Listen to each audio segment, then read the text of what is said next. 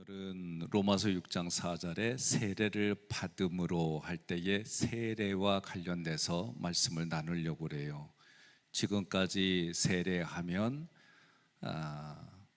하나님의 앞에 세례를 받고 예수님 앞에 세례를 받고 성령님 앞에 세례를 받고, 그래서 우리가 세례 받을 때 제가 은혜를 상징하는 물을 손으로 찍어서 머리에 성부와 성자와 성령의 이름으로 세례를 베푸노라. 그러면 여러분들이 함께 아멘 했어요. 우리가 이렇게 세례라고 하는 것은 한마디로 말하면 어떤 의미가 있느냐, 예수님의 피에 완전히 잠기는 거예요. 그래서 세례를 받는다라고 할 때는 죽음과 동시에 생명이 온다, 내가 죽고 예수님의 생명이 나에게 임한다, 그런 뜻이에요. 그러니 우리가 하나님 앞에 세례를 받는다 그럴 때는 하나님을 어떻게 내가 대우해 드리냐, 첫 것을 드린다. 출애굽기를 통해 우리가 그렇게 말씀드렸어요. 첫 것을 드리고 예수님 앞에 세례를 받는다 그러면은 내가 예수님의 말씀에 순종하는 거고, 성령에 내가 세례를 받는다 그럴 때는 성령의 세미한 음성을 내가 들어야 되고 거기에 순종한단 말이죠. 이런 의미를 두었어요. 그러면 이 세례라고 하는 것은 헬라어로 밥티스마, 침례 이런 거예요. 그래서 이 침례라고 하는 뜻에서 왔는데, 밥티조, 세례를 베풀다, 빠뜨리다, 잠그다, 이런 동사에서 유래했어요. 이 밥티조는 어떤 의미가 있느냐, 반복적으로 물에 담근다, 반복적으로 물에 잠긴다, 그런 의미가 있어요. 그리고 그러면 그 물에 담궈서 어떻게 하느냐, 세척을 한다, 청결하게 한다, 목욕시킨다, 이런 의미가 담겨져 있는 거예요. 그리고 세 번째로 이 밥티조라는 단어는 압도당한다. 누구에게 압도당하느냐? 예수님께 압도당한다라는 의미가 있는 거예요.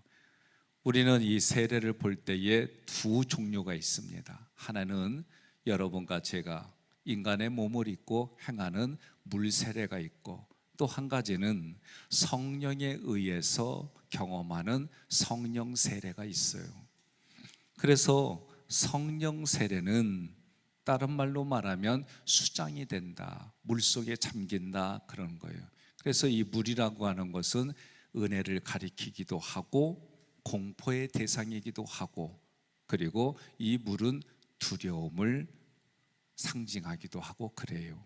사람이 물속에 잠기면 어떤 의미냐? 내 마음속에는 두려움이 있어요. 사람들이 물속에 빠지면 편안하다 하는 사람은 아무도 없어요.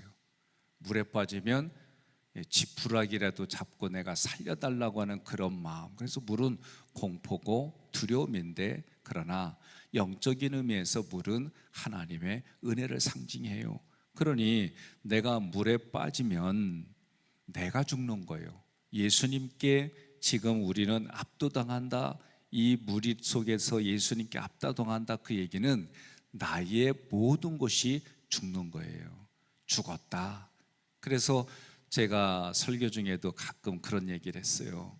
교회에 이런 큰 통을 만들고 사람들이 볼 수 있게, 그리고 거기서 세례를 받을 때에 물에 이렇게 잠그는 거예요.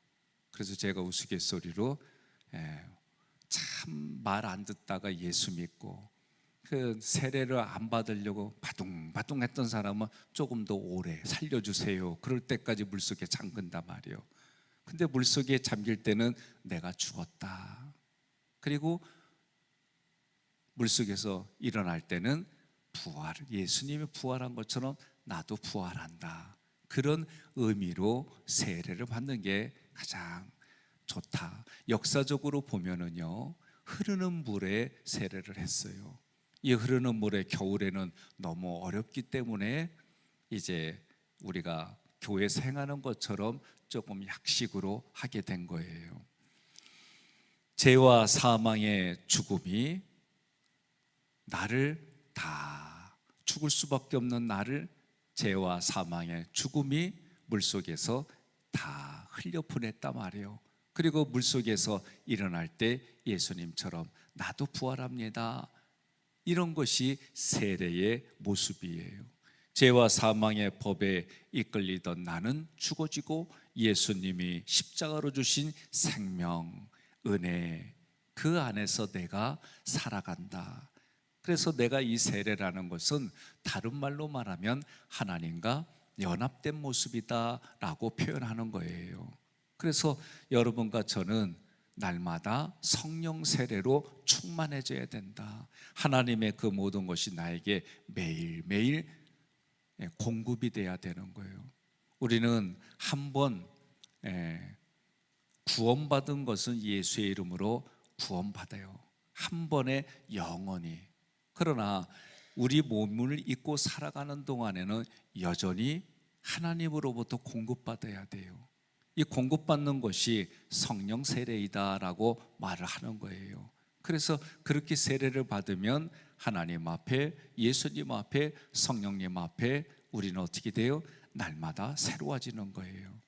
한번 새로워졌다고 해서 영원히 새로워지는 거냐? 신부는 그래요. 신부는, 우리의 신부는 죄인이었어요. 그러나 예수님 때문에 우리의 신부는 하나님의 자녀가 됐어요. 이거는 한 번에 영원히. 그러나 그 자녀답게 살아가려면 성령 세례로 날마다 공급받아야 되는 거예요.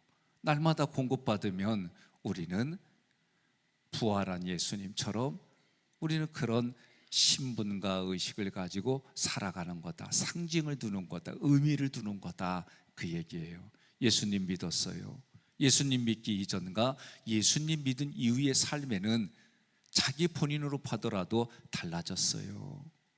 요새 오래전에부터 프로그램 중에 우리 아기가 달라졌어요. 그 프로그램 나온 다음에 우리 부모님이 달라졌어요. 특간에 이런 여러 가지 것들이 표현들이 있어요. 그러면 우리도 예수님 믿었어요. 예수님 믿기 이전과 이후가 달라졌어요. 이게 분명히 여러분과 제가 고백해야 될 걸로 믿습니다. 예수님의 죽으심과 내가 하나가 되는 거예요. 그래서 예수님과 하나가 됐다 얘기는 내가 예수님의 십자가의 피에 의해서 내가 죽었단 말이에요. 그래서 함께 장사되어졌어요. 그런데 예수님이 살아난 것 같이 우리도 새로운 생명으로 살아나게 한다. 그래서 여러분과 저는 로마서 6장 4절에 보면 예수님과 함께 죽고 예수님과 함께 살아납니다. 이것이 오늘 지금의 우리의 신앙생활이다. 그래서 하나님께 은혜를 받고 보니까 너무 감사해요. 너무 기뻐요. 너무 즐거워요. 여러분, 이게 신앙생활이다 말이에요.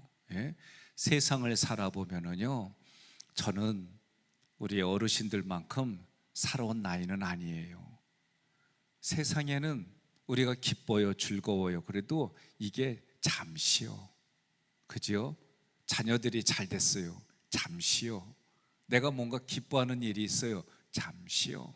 그런데 예수님으로부터 오는 기쁨은 샘솟는 것처럼 그런 기쁨이 우리 마음 안에 있어요. 그래서 그것 때문에 내가 예수님 때문에 살아갑니다. 예수님 때문에 살만납니다. 내가 예수님을 위해 이렇게 살겠습니다. 내가 예수님의 영광을 위해 이런 인생을 살아가겠습니다. 이런 결단들이 실제가 되는 거예요. 그래서 우리는 받은 것 때문에 감사해서 반응을 보이는데 그게 헌신입니다. 그게 충성입니다. 그게 봉사인 거예요. 이게 예수 믿은 이후에 달라지는 거예요. 그러나 우리가 날마다 성령으로 세례를 받고 공급받지 못하면 어떤 게 일어나요? 항상 나의 의를 드러내려고 하는 것이 우리의 뿌리 깊은 영성이에요. 그러니 나를 드러내는 것이 아니라 세례받았다고 한다면 나는 죽어지고 예수가 드러나는 일. 그래서 의도적으로라도 나를 칭찬할 때에 네, 감사합니다. 예수님 때문에 그렇지요. 아유, 고맙습니다. 예수님 때문에 나는 한 게 별로 없지요. 의도적으로라도 그렇게 해야 내 영성이 유지되어지고 예수님과 함께 연합한 예수님에 의해서 예수님 때문에 예수님으로 말미암아 살아가는 오늘 하루 남은 인생이 되기를 바랍니다. 한가위로 인해서 우리 성도들이 오고 가고 또 이 나라의 우리나라만의 특별한 모습이에요. 어제도 저도 잠깐 다녀왔는데 1시간 10분이면 다녀올 곳이 2시간 반이 넘어요. 아마 거리가 더 멀수록 더 오래 걸릴 텐데 짜증내지 아니하고 서로 좋은 시간이 되기를 간절히 소망합니다.